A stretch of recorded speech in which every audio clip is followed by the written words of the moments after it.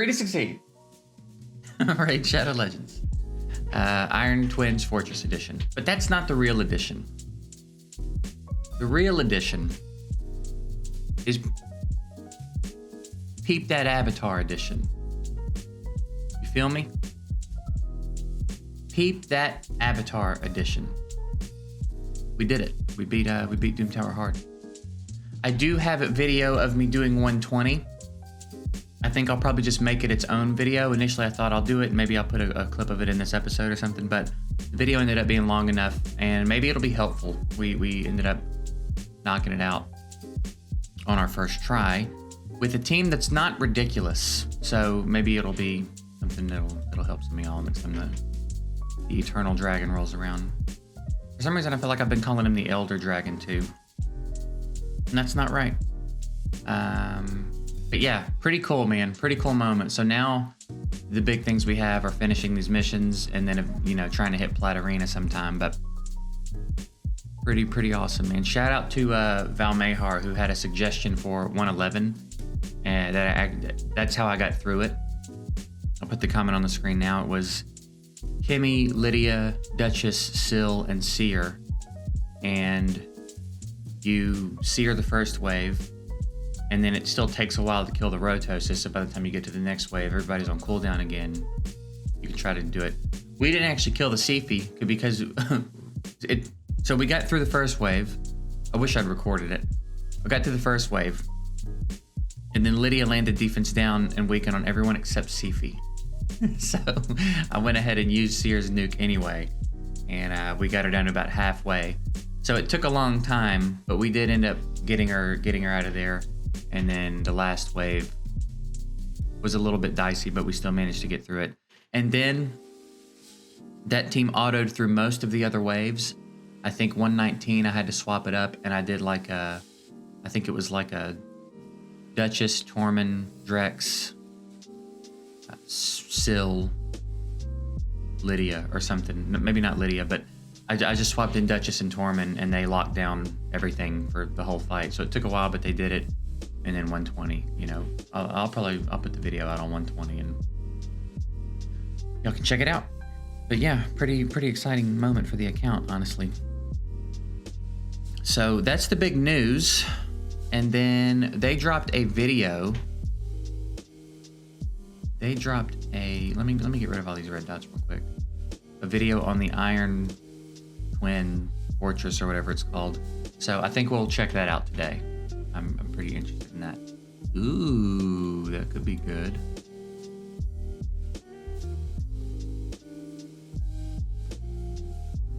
Maybe.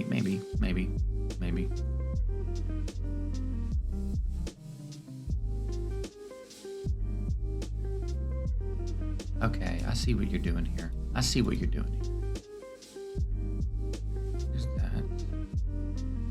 that. We did sneak up into Silver 3. I jumped up into green in the last hour.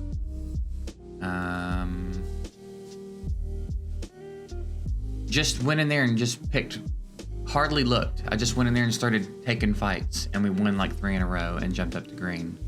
Which always happens. Every time I stop thinking as much about 3v3, we get wins. There's been times where I've cleared my whole list in 3v3, not moving my teams around, not manualing it, just starting a fight and going and doing something else. And there's been times I've cleared my whole list like that. And you'd think I'd remember that and just start taking more fights, because a lot of these teams look real scary, but they're not geared so well, or you know what I mean? It's not as bad as it looks sometimes. I don't want that. So anyway.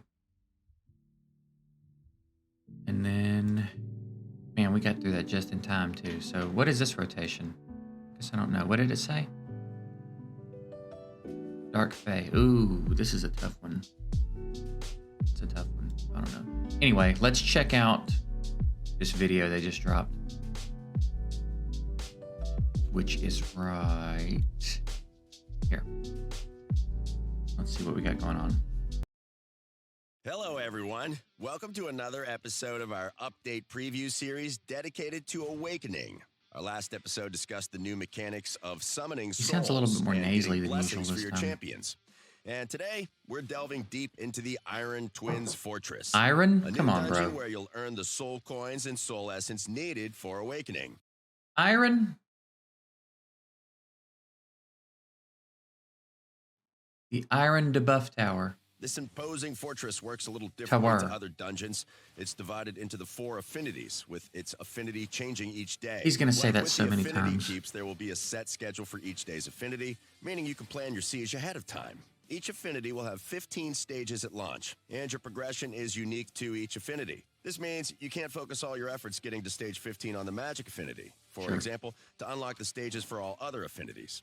Keeping track of the current affinity is vital for success in this dungeon, as you'll see when we break down the Iron Twins skills. As for entering the dungeon, you'll need energy and a new resource, Fortress Keys. Like with faction crypts in the Doom Tower, you only get a set number of Fortress Keys each day.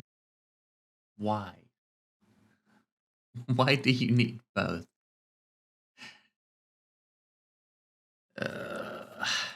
6 to be exact. So make sure you I use think them. they think they are giving out too much energy, and rather than pulling it back, they're like, we'll make this cost energy. It's not a ton, but like, Fail a stage, you won't lose a fortress key, but you will lose the energy, so keep an eye on your Naturally. reserves.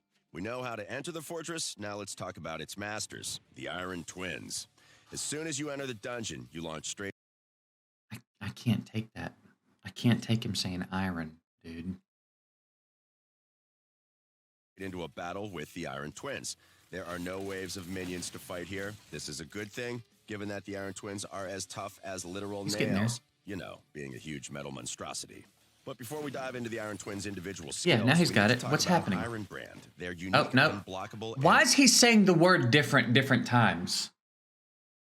Sometimes he's saying iron, sometimes he's saying iron. Pick one. unremovable debuff. On its own, Iron Brand does nothing, but you should keep a sharp eye on the debuff's duration on each of your champions. The Iron Twins have a super powerful skill that does major damage depending on the current duration of any Iron Brand debuffs. So I'm gonna failing lose to my manage this fucking debuff mind. is a recipe for disaster. With that out of the way, let's dig into exactly what the Iron Twins have in their arsenal. The first skill is Voltaic Pendulums. This sees the Iron Twins firing 2-bladed pendulums at one. Attacks one enemy, places a decreased crit rate debuff, places a weaken, decreased crit rate after attacking the initial target AoE, decrease attack, decrease defense. Okay. But it looks like it can be resisted or blocked, so. One champion, decreasing their crit rate and then placing a weaken debuff if they already have crit rate debuffs. The Twins then electrocute the rest of the party, first decreasing their attack, before then decreasing the defense of each champion who has a decreased attack. I notice they all have several stacks of this and she has none. I wonder what that's about. Debuff on them. Talk about shocking. Is he weak hitting? First tip, bring a champion who can cleanse debuffs or block them entirely. Or is it While it an won't affinity thing? negate Iron Brand, it will take any other debuffs the Iron Twins can throw at you off the table. Trust us, you'll need to be at your full strength if you want to come out on top. What did he just say? Next up, while it won't negate Iron Brand, it will take any other debuffs the Iron Twins can throw at you off the table. Trust us, you'll need to be at your full strength if you want to come out on top. Next up, Fires of Insanity. The Iron Twins scorch your entire party and place Iron AoE places or extends Iron Brand debuffs on all enemies. The duration of each Iron Brand debuff given depends on each enemy's defense. The enemy with the highest defense will receive 10 turns. Enemy with the next highest 9, and so on. Okay. If an enemy already has Iron Brand, the duration of their current will be extended by this number of turns. Debuffs cannot be blocked or removed. Iron Twins will not use this skill when their HP is below 40%. Brand debuffs on each champion, with the duration of each Iron Brand dependent on each champion's defense stat. The champion with the highest defense gets 10 turns of Iron Brand. The next highest gets 9, the next gets 8, and so on. If a champion already has an Iron Brand debuff on them, its duration is simply increased by that same number of turns. That's not all. Oh no. Every time the Iron Twins use this skill, their defense stat increases by a set amount for the rest of the battle, with extra increases for every champion with a different affinity to theirs. This is why you need to pay attention to the dungeon's current affinity. Bring champions with the wrong affinities. Hey, don't condescend to me. You smug fuck. And you'll make the Iron Twins even stronger. And they'll keep getting stronger every time they use this skill. You also need to manage your champion's defense stats, as those with higher stats will receive longer Iron Brand debuffs. Remember, the longer the duration of Iron Brand, the It's more like he's damage heard the me say it pisses me off, and he's doing it worse now. Somehow he's added a third syllable to it. Iron Twins will do with their super-powered skill, which we're getting to, I promise. There is one silver lining, at least. Once the Iron Twins drop below 40% HP, they'll stop using the skill, though getting them to that point is a different story. Okay, skill 3, Ruin. AoE places or extends Iron Brand. Duration of each Iron Brand depends on each enemy's attack. It's the same thing, but with attack. Okay. Swath. Ruinous Swath mirrors Fires of Insanity, except this skill applies Iron Brand based on your champion's attack rather than their defense. The champion with the highest attack gets the longest Iron Brand this time. It's the same story with the Iron Twins stat increases. Every time they use this skill, they'll get stronger. But this time, it's their attack that gets boosted rather than their defense. The Twins will also stop using the skill when their HP drops below 40%. Okay, so you have all these Iron Brand debuffs. Let's finally discuss this super-powered skill which puts them to use. Enter Doomsday Machine. The AoE 2 times. Each hit places Iron Brand. Enemy with the highest defense. 5 turns, 4 turns, 3 turns. Okay. Iron Twins' fourth skill. To start, the Iron Twins attack your entire team with 2 AoE hits. The first hit applies or extends any Iron Brand debuffs based on each champion's defense, with the second doing the same, but based on attack. Think of it like the 2 previous skills rolled into one. The first hit applies or enter Doomsday Machine. Sorry, the Iron Twins' fourth skill. To start, the Iron Twins attack your entire team. Oh, there was a God Seeker. With 2 AoE hits. The first like, how the hell did Arbiter come back to life? Champion's defense, with the second doing the same, but based on attack. Think of it like the 2 previous skills rolled into one. Fortunately, it will increase the duration of Iron Brand by fewer turns. The champion with the highest attack or defense will get 5 turns of Iron Brand. The next highest will get 4, the next highest 3, and you get the picture. But remember, it does this twice. So if one champion has more attack and defense than the rest of your team, they'll receive another 10 turns of Iron Brand. The Iron Twins then fire a devastating laser at your entire team, with the damage of this energy beam increasing based on the duration of each Iron Brand debuff. If that's not scary enough, this searing ray ignores 30% of your champion's defense stat. And it also increases the Iron Twins' attack and defense by 4% with each use, plus an extra little bit once again for any champions whose affinity is different to theirs. Holy moly, that's some serious damage. Also, just as a little reminder that Iron Brand cannot be blocked or removed, hopefully now you understand why managing Iron Brand is vital to succeeding in this fight. Otherwise, you'll be sweeping up what remains of your champions with a broom. There's still one more weapon with in an the Iron iron Twins' arsenal, broom. and that's their passive skill, Retaliatory Launch. Whenever, whoops, Every that was time their HP problematic. drops below. Whenever the Iron Twins' HP drops below 85, 70, 55, and 40, instantly attacks all enemies. Then removes all debuffs, fills turn meter whenever an enemy receives a buff. Will not fill the turn meter if the Iron Brands are under decreased speed. 50% less damage from each subsequent hit from multi-skills. Damage reduction increases with every additional hit. Iron Twins are immune to turn reduction effects. Of course they are.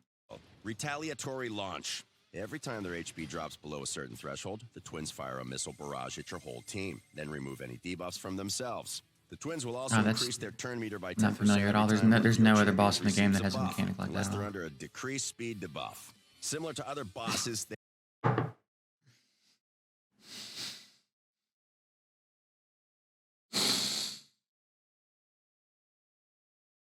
My man hit that debuff real hard. They are immune to turn meter reduction. The Twins will also increase their turn meter by 10% every time one of your champions receives a buff, unless they're under a decreased speed debuff. Similar. Decreased speed debuff.